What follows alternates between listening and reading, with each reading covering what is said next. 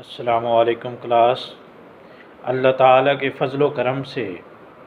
امید واثق ہے کہ آپ سب خیریت سے ہوں گے۔ گزشتہ لیکچر میں ہم نے مثنوی سحر البیان کی جو سمری ہے، خلاصہ ہے، وہ بیان کیا۔ کچھ اس میں جو تھوڑا بہت تنقیدی جو جائزہ ہے وہ لیا۔ تو آج کا جو یہ لیکچر ہے یہ اس حوالے سے یہ آخری ہے مثنوی سحر البیان کے حوالے سے۔ تو وہ میں نے آپ کے جو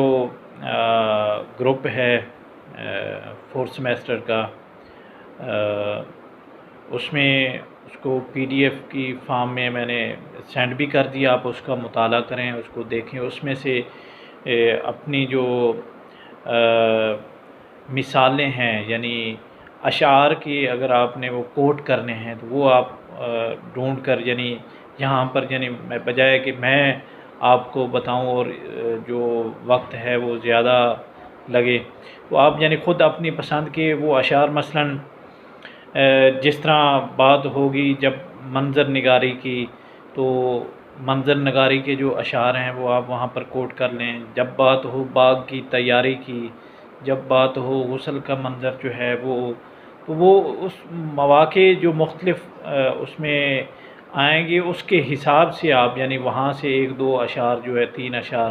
وہ کوٹ کر سکتے ہیں۔ ان کو درج کرنا اس بات کی دلیل ہے کہ آپ نے اس کا مطالعہ کیا ہے، مثنوی کو پڑھا ہے، دیکھا ہے۔ تو آج کا جو لیکچر ہے یہ اوورال ایک تنقیدی جو جائزہ ہے وہ اس میں ہم لیں گے۔ کچھ تو باتیں ہم نے پہلے کر لی تھی، آج ہم یعنی مختلف جو نقاد ہیں ان کی جو آراء ہے وہ پیش کریں گے کہ ان کے نزدیک یہ مثنوی جو ہے یہ کس مقام پر فائز ہے، کون سا یہ درجہ رکھتی ہے۔ مثلاً ڈاکٹر عبادت بریلوی صاحب کا جو ہے ان کا خیال ہے کہ سحر البیان زندگی، تہذیب، معاشرت، انسانی جذبات اور انسانی زندگی کی اعلیٰ اور عرفہ ارتداد کا نہایت حسین مرقع ہے۔ یہ آپ جو ایک اقتباس ہے یہ اس کو درج کر لیں۔ اس کے بعد اگر ہم اس کے اسلوب کے حوالے سے بات کریں تو وہاں پر جو مولانا محمد حسین آزاد جو ہیں وہ ان کے اس مثنوی کے اسلوب کے بارے میں یوں بیان کرتے ہیں، اس کو بھی آپ واوین میں درج کریں۔ یہ مثنوی ایسے معلوم ہوتی ہے جیسے سبزے پر آب رواں بہہ رہا ہو۔ اچھا، اسی خوبی یعنی اسلوب کے حوالے سے اس خوبی کا جو اعتراف ہے وہ کلیم الدین احمد جیسے جو سخت نقاد ہیں وہ بھی کرتے ہیں بڑے واضح انداز میں۔ ان کا کہنا ہے، محاورات ہر جگہ رواں نظر آتے ہیں، لیکن زبان کی مثال کسی حسین زیور کی نہیں بلکہ یہ حسین فطری پھول معلوم ہوتی ہے۔ تو اس کے علاوہ آپ یعنی اس کو مختلف جو انداز میں علیحدہ علیحدہ اس کو دیکھ سکتے ہیں۔ مثلاً اسلوب جو ہے اس کی آپ یعنی یہاں پر جس طرح یہ ناقدین کی ہم نے رائے لی، اس کے بعد اس کی جو مثال ہے میں نے آپ کو مثنوی بھیج دی ہے، اس کا مطالعہ کریں۔ اس میں سے وہ اشعار کی جو مثالیں ہیں، اسلوب جو ہے جہاں پر ان کا واضح نظر آتا ہے وہاں سے اس کی مثالیں دیں۔ اس طرح جہاں پر تہذیب و ثقافت اور ان کا جو معاشرتی اور تہذیبی شعور عیاں ہوتا ہے تو وہ اشعار جو ہیں جہاں پر اس حوالے سے بات ہوگی وہاں پر وہ کوٹ کریں۔ اچھا، اسی طرح اس مثنوی میں جہاں پر جو شادی کا منظر ہے،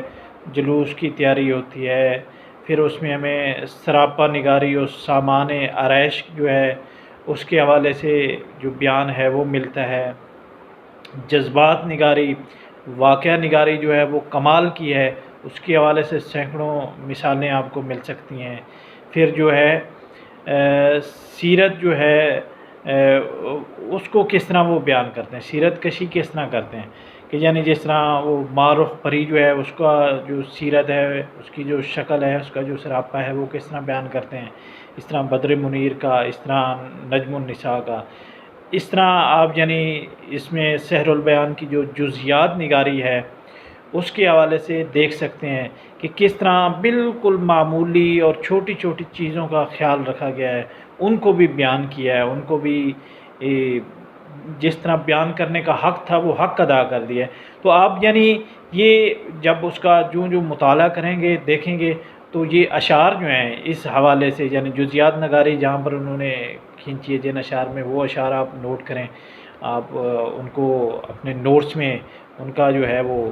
اندراج کریں۔ اس طرح جو مقامی رنگ جو ہے جن اشعار میں انہوں نے بیان کیا، جہاں جہاں وہ مقامی رنگ جو ہے وہ جھلکتا ہے،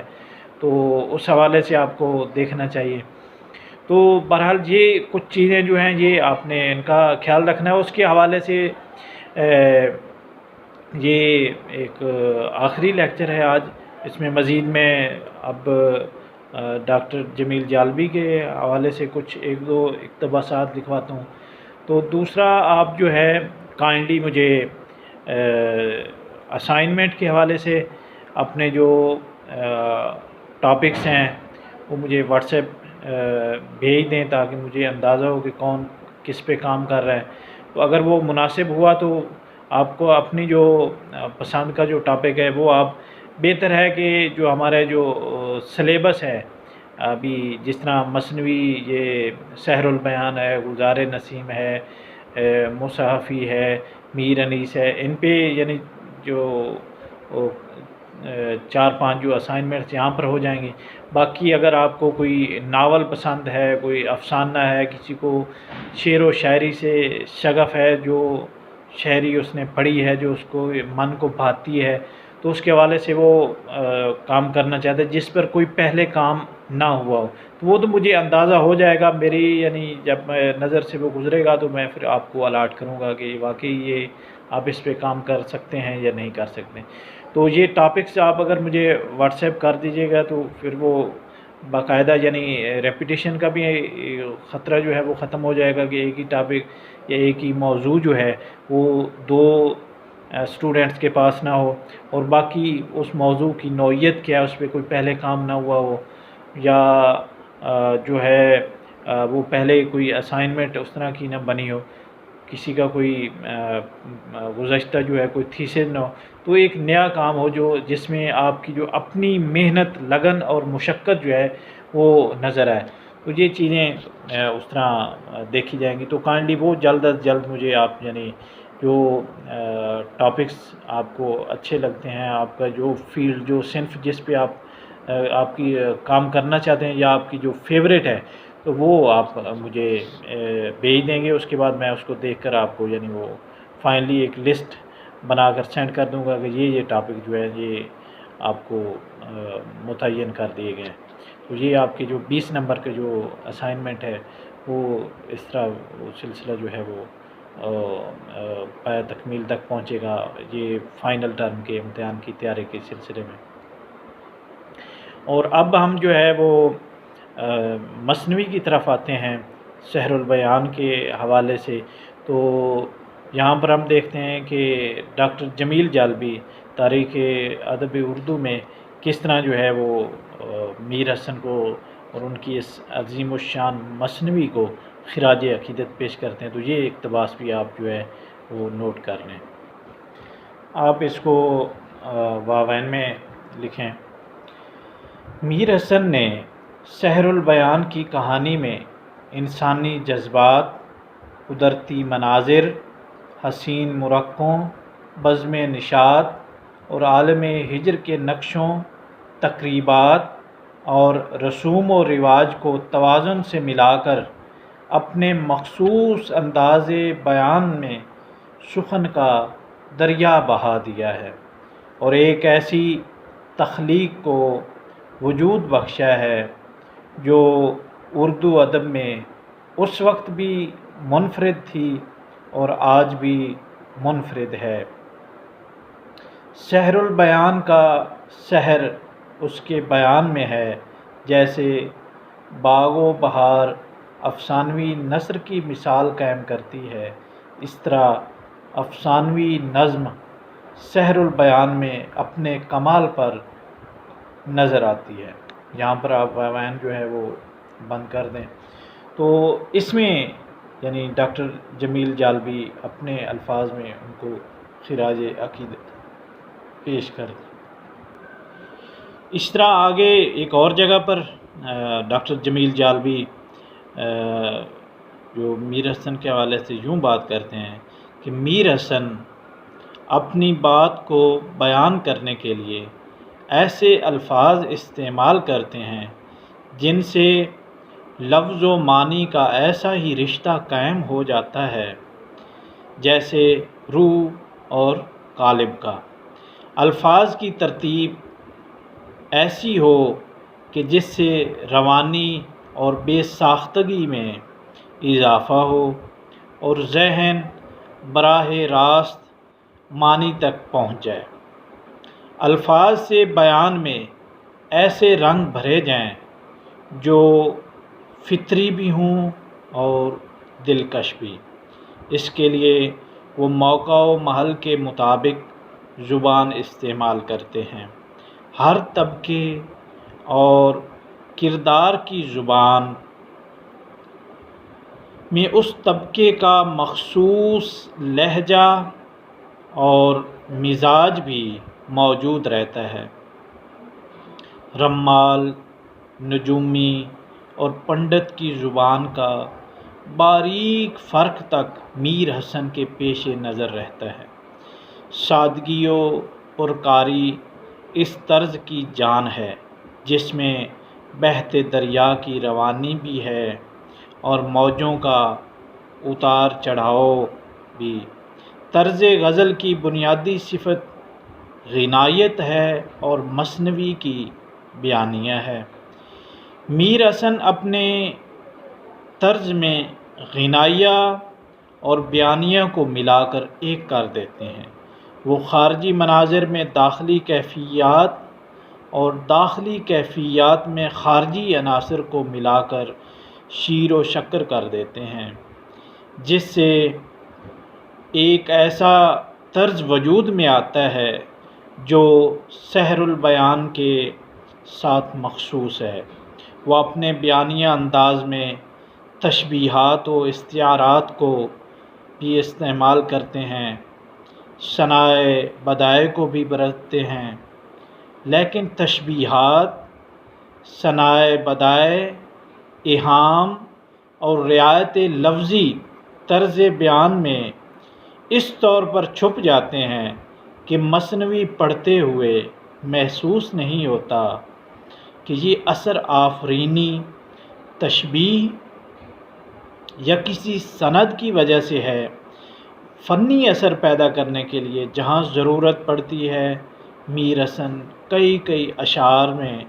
تشبیہات کا استعمال کرتے ہیں۔ مثلاً وہ منظر جب شہزادہ بے نظیر کو نہلایا جا رہا ہے، وہ کئی اشعار میں حسن تعلیل، تجنیس، رعایت لفظی اور ایہام کا استعمال کرتے ہیں۔ مثلاً وہ منظر جب خبر ملتی ہے کہ شہزادہ بے نظیر غائب ہو گیا ہے۔ اچھا، اس کے بعد ہم اگر دیکھیں تو ان کے کافی اشعار جو ہیں مثنوی کے، اس میں اگرچہ فارسی بھی ہے، اس میں مشکل اصطلاحات کا بھی استعمال ہے، الفاظ و تراکیب بھی کافی جو ہیں وہ مشکل بھی استعمال ہوئی ہیں، بہرحال ان میں ہمیں اجنبیت کا احساس نہیں ہوتا، اور یہ میر حسن کی مخصوص طرز کا حصہ بن جاتی ہیں۔ طرز کی اسی سادگی کی وجہ سے سحر البیان کے بہت سے اشعار ضرب المثل بن کر ہماری زبان کا حصہ بن گئے ہیں۔ مثلاً یہ چند شعر آپ دیکھیے: برس 15 یا کہ 16 کا سن، جوانی کی راتیں مرادوں کے دن، سدا عیش دوران دکھاتا نہیں، گیا وقت پھر ہاتھ آتا نہیں، رکے جو کوئی اس سے رک جائے، جھکے آپ سے اس سے جھک جائیے، گیا ہو جب اپنا ہی جوڑا نکل، کہاں کی ربائی کہاں کی غزل، دو رنگی زمانے کی مشہور ہے، کبھی سایہ ہے اور کبھی نور ہے، کٹی رات حرف و حکایت میں، کبھی سایہ ہے اور کبھی نور ہے، کٹی رات حرف و حکایت میں، سحر ہو گئی بات کی بات میں، کسی پاس دولت یہ رہتی نہیں، صدا ناؤ کاغذ کی بہتی نہیں۔ تو اس میں یعنی یہ اشعار جو ہیں یہ ایک ضرب المثل کا جو درجہ ہے وہ پا چکے ہیں۔ اچھا، اس کے علاوہ ہم دیکھتے ہیں کہ پوری مثنوی میں ہر حصہ توازن کے ساتھ ایک دوسرے سے پیوست ہے، لیکن دو مقام ایسے آتے ہیں جہاں میر حسن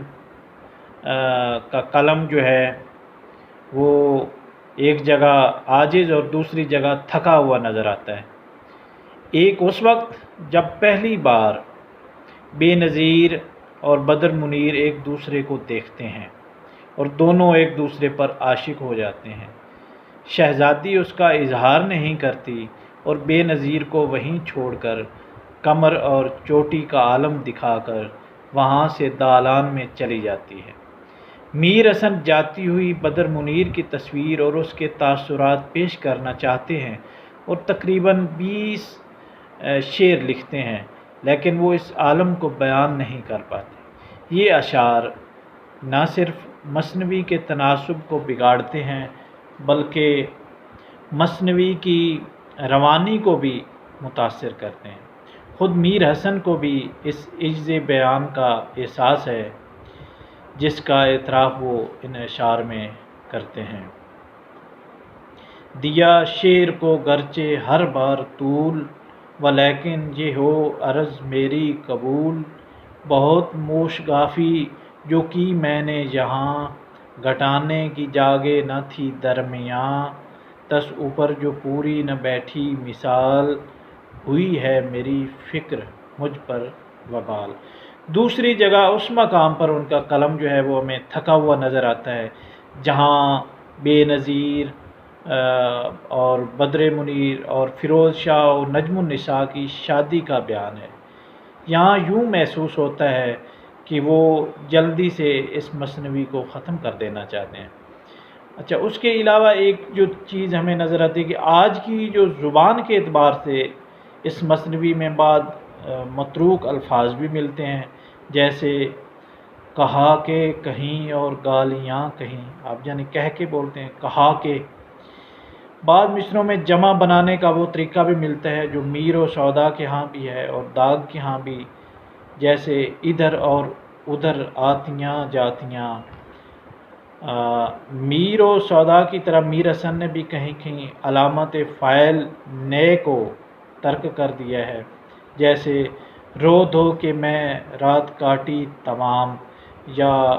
ان کے کی بجائے انہوں کے استعمال کیا، جیسے انہوں کے جہاں میں پھرے جیسے دن۔ لیکن میر حسن کے ہاں ایسے متروکات کا جو استعمال ہے وہ میر و سودا کے مقابلے میں ہمیں بہت کم نظر آتا ہے، جس سے معلوم ہوتا ہے کہ میر حسن تک آتے آتے زبان منج کر اور صاف ہو گئی تھی۔ عام طور پر اس مثنوی کی زبان وہی ہے جو ہم آج بھی بولتے ہیں۔ لکشمی نارائن شفیق نے اپنی مثنوی توشہ آخرت میں سحر البیان پر لفظی و معنوی اعتراضات کیے تھے، لیکن یہ ویسے ہی اعتراض ہیں جیسے انشاء نے سحر البیان کی بحر پر کیے تھے، اور جس کا ذکر جو آپ اس بحث میں دیکھ چکے ہیں۔ اس کے علاوہ الطاف حسین حالی نے سحر البیان کے قصے میں دیو پری کے استعمال کو اس کا نقص بتایا ہے۔ معلوم ہوتا ہے کہ انگریزوں کے تسلط کے بعد ہمارے ملک کے ادیب و نقاد مافوق الفطرت عناصر سے خوف زدہ ہو گئے تھے۔ مغرب کی ساری زبانوں میں اور خود انگریزی میں دیو پری کے قصے کبھی قابل اعتراض نہیں رہے، اور 20ویں صدی تک مافوق الفطرت عناصر مغرب کے ادب میں استعمال ہوتے رہے، لیکن ان کا استعمال اس طور پر ہوا ہے کہ جس سے بے اعتقادی کے بجائے ان پر یقین کرنے کا جذبہ پیدا ہوتا ہے۔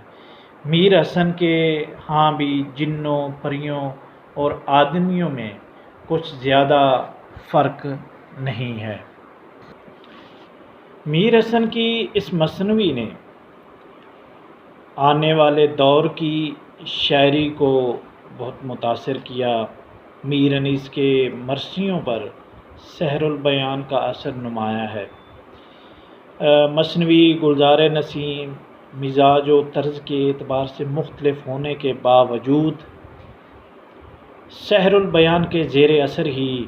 وجود میں آئی ہے۔ سحر البیان جیسے ہی سامنے آئی عوام و خواص میں مقبول ہو گئی۔ جعفر علی حسرت نے یہ 1785 اور یا 1787 کے درمیان طوطی نامہ لکھا، تو جس پر سحر البیان کا اثر واضح دکھائی دیتا ہے۔ اصغر علی مروت نے سحر البیان کے جواب میں ایک مثنوی لکھی۔ رنگین نے مثنوی دل پذیر کے نام سے یہ 1798-99 میں سحر البیان کا جواب لکھا۔ میر حسن کی طرح مصحفی، انشاء اور جرأت نے اپنی مثنوی کی تاریخیں جو ہیں وہ لکھوائیں۔ ان دونوں مثنویوں پر سحر البیان کے اثرات جو ہیں وہ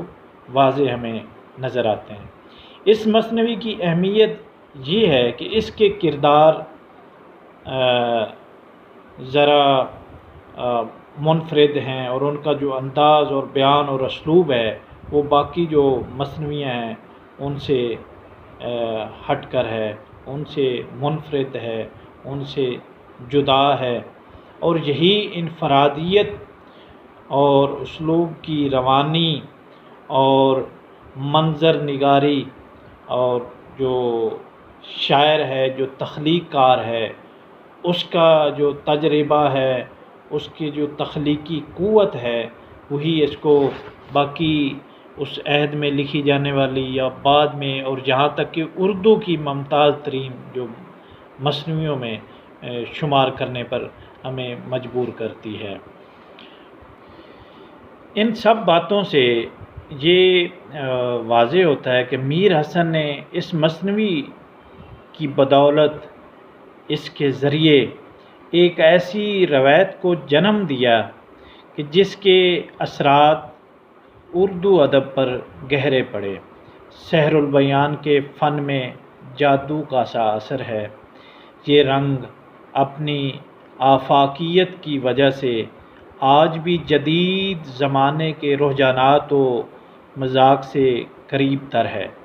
میر حسن 2179 اشعار کی اس مثنوی سے اردو ادب کی تاریخ میں ہمیشہ زندہ و باقی رہیں گے، اور ان کا نام جہاں پر بھی اردو مثنوی کی بات ہوگی ان کا نام جو ہے وہ نمایاں ہوگا اور سر فہرست ہوگا۔ ان کے اس کارنامے کو رہتی دنیا تک یاد کیا جائے گا۔ تو میری یہ خواہش ہے کہ آپ کو میں نے جن کے پاس چلو ہارڈ کاپی نہیں مثنوی سحر البیان کی، تو اب وہ کوئی اعتراض نہیں کہ کر سکتا کہ یعنی میرے پاس وہ کتاب نہیں یا وہ میسر نہیں، تو سب سے بہترین جو یہ اس کا